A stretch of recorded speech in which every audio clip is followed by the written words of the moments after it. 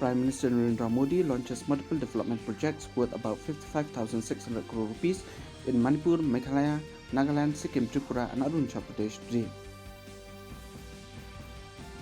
Prime Minister Narendra Modi is on a two-day visit to Assam to inaugurate, dedicate and lay foundation stones of several projects worth 18,000 crore rupees virtually from Jharkhand.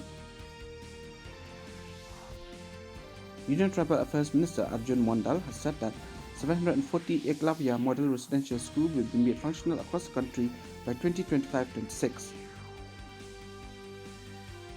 Union Minister for Information and Broadcasting, Sports and Youth Affairs Anurag Singh Thakur interacted with the Viksit Bharat ambassadors and young achievers in Bengaluru yesterday. In the French Open Badminton men's single category, Indian shuttler Lakshay Sen reaches the semi-final after defeating Lo Chen Yo of Singapore in Paris last night.